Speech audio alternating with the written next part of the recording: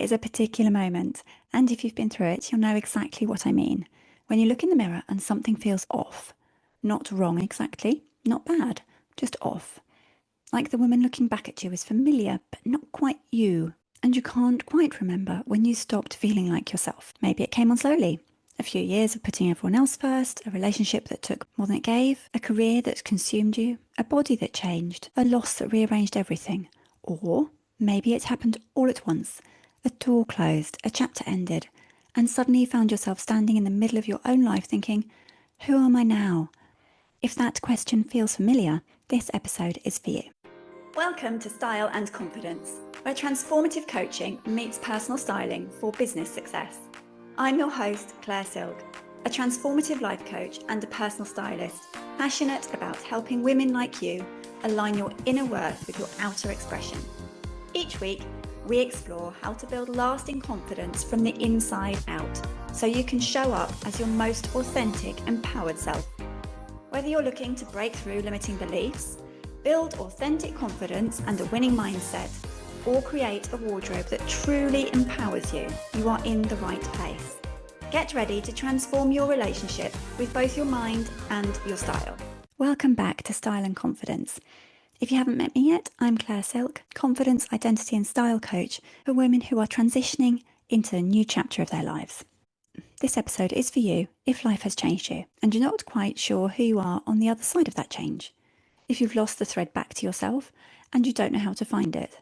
And if you're ready to stop drifting and start coming home to yourself. Today, I want to talk about what it means to lose yourself and why it is so much more common than you probably think. And most importantly, how do you actually find your way back to yourself? Losing yourself is in many ways simply what happens when life asks a great deal of you for a long time. And life, especially for women, I think, tends to ask a great deal. It happens in the accumulation of roles. We have to wear so many different hats: mother, partner, professional, daughter, employee, employer, carer, friend. Each role asks something of you. Your time, your energy, your presence, your focus. And slowly, quietly, the question of who you are outside of these roles gets smaller and smaller until one day it disappears almost entirely. I wonder if I asked you, who are you? Could you answer that question without saying, I'm a mother, I'm a lawyer, I'm a wife? These are your roles, they're things you do, not who you are. It happens in the losses, the relationship that ends, the career that changes, the friendship that fades, the body that changes, a loved one you lose, and each loss takes something with it. And sometimes what it takes is a piece of how you understand yourself. It can really feel like you have lost a piece of yourself in these moments. And it happens also with the transitions. The moments when one chapter closes and another one hasn't quite opened yet. When you are no longer who you were, but you haven't yet become who you are going to be. These in-between spaces, the gap between the versions of you, can feel profoundly disorientating. But you haven't disappeared, you've just been buried under the responsibilities, the grief, and under the noise of a life that keeps moving when you just need it to be still for a bit. The work of reconnecting, of finding your way back, begins with understanding that who you are is not gone. She's just waiting for you to have the space and permission to come back to her. So if she's still there, why does finding her feel quite so difficult? There are a few reasons, and I think it's worth naming them because they can make you feel like something is wrong with you, even when actually it's just the nature of the process.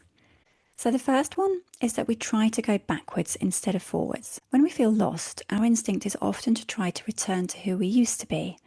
The woman before the divorce, before the children, before the career change, before the loss of a loved one, before everything changed. But that woman, as wonderful as she was, is not who you are now. Life has happened and you have been through that experience. You've lived more since then, learnt more, lost more, and also grown more. Going back is not possible, and trying to go back keeps you stuck in the past instead of the present and discovering who you are actually becoming. The reconnection is always forwards to who you are now and who you are going to be, not who you were. Second reason finding her feels so hard is that we've forgotten how to listen to ourselves. Maybe you didn't even realise you had to find yourself in this chapter of your life now. When you spend years prioritising everyone else, their needs, their preferences, their comfort, your own inner voice gets quieter and quieter. Not because it's gone anywhere, just because you've learnt that it won't be listened to anyway, completely subconsciously. And reconnecting with yourself requires slowing down enough to hear that voice again. In a world that rewards busyness and constant output, that stillness can feel almost impossible and sometimes even selfish. But it's not selfish, it's necessary. And the third reason is simply that identity is not a fixed thing. It changes and it evolves. The woman that you are at 45 is genuinely different from the woman that you were at 25. And rather than greeting that difference with a curiosity and interest, most of us greet it with anxiety and fear of aging and of what's going to happen to us next. But if we could treat this with the question of who am I now, not as a crisis, but as an invitation, one of the most interesting and most alive questions you could possibly sit with, what would happen then? So how do you actually do it? How do you reconnect with yourself when life has changed you? I want to give you 3 things that I come back to again and again in my work with women. These are 3 places that we often begin. The first is to get curious about what you love. Someone actually asked me what I did for pleasure the other day, and I really had to think about it. So think about what you love, not what you used to love or what you think you should love, what would be a good idea. What do you actually love right now? What makes you feel alive? What could you just spend hours doing and thoroughly enjoy yourself? What do you feel drawn to when nobody is watching you, when nobody needs anything from you and there's nothing that needs to be done?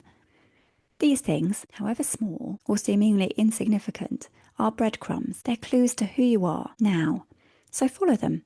They're not leading you somewhere frivolous. They're leading you home to the version of you now. The second is to notice how you want to feel. Not how you think you should feel or how you're expected to feel, but how do you actually want to feel on a day-to-day basis, in your body, in your day, in your relationships, in your work. How do you want to feel when you walk into a room? How do you want to feel when you look in the mirror? Your desired feelings are a map of your values. Usually in my work with clients, we start by looking at values. These are the bedrock of your identity. And when you know how you want to feel, then you can start making choices. Choices in what you wear, in how you spend your time, in who you spend it with. And these choices move you towards that feeling rather than away from it. And third, this connects everything, is to begin to express yourself outwardly again.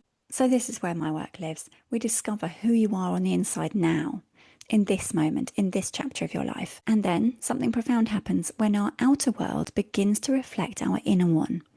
When what you wear, how you carry yourself, how you present yourself to the world starts to align with who you actually are on the inside now. This is not vanity, it's congruence, which creates the feeling of being the same person on the inside and on the outside.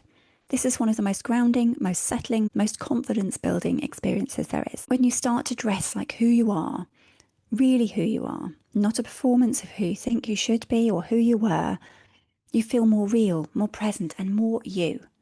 And that feeling is the beginning of everything. So your one action this week is to start a small act. I say small, but actually this is huge. An act of listening to yourself. I want you to find 10 minutes. So it's small in time, but huge on impact. Just 10. And sit somewhere quiet with a piece of paper. And write at the top, right now, I am someone who. And then just write. Don't think about it too hard. Don't edit it. Don't try to make it sound good. Just complete the sentence as many times as you can in 10 minutes. You might write, right now, I am someone who is tired, someone who loves early mornings, someone who has been braver than she's been given credit for, someone who doesn't know what comes next but is ready to find out. There are no wrong answers. Whatever comes out is information. It's not good, it's not bad, it is information you can use to move yourself forwards and close this gap. It's the beginning of a conversation with yourself that you may have been putting off for a really long time. So start it this week. And as we come to the end, let's recap. Losing yourself is what happens when life asks a great deal of you for a long time, and it happens to the absolute vast majority of women. Reconnecting to who we are right now in this moment, in this chapter of our lives, feels hard because we try to go backwards instead of forwards, because we've forgotten how to listen to ourselves, and because our identity is always evolving. Sometimes this can feel frightening rather than fascinating. And the way back is through curiosity, finding out what you love right now, how you want to feel, and how you can begin to express today's version of you outwardly again. Your action this week is to spend 10 minutes with a piece of paper or a notebook and the sentence that starts, right now, I am someone who, and let yourself answer completely honestly. So if today's episode resonated with you, If you're sitting with a realization that you've been lost for a while and you're ready to find out who you are right now in life and embrace her, I would love to be a part of your journey. And this is exactly the work that we do together, whether it's a single clarity edit session or something deeper like my signature silk transformation. The link to find out more is in the show notes. Come and have a look. Email me, DM me on Instagram, or book a call and we can chat and see what feels right. And if this episode sounds like something that might help someone else in your life today, please share it with her. And remember to subscribe so that you don't miss an episode. I'll see you next week. And in the meantime, remember, confidence is built on the inside and style helps it shine. Thank you for listening to Style and Confidence, where style meets confidence for business success. If you have enjoyed this episode, please share it with a friend, rate, review, and subscribe so you never miss out on our weekly confidence-building conversations.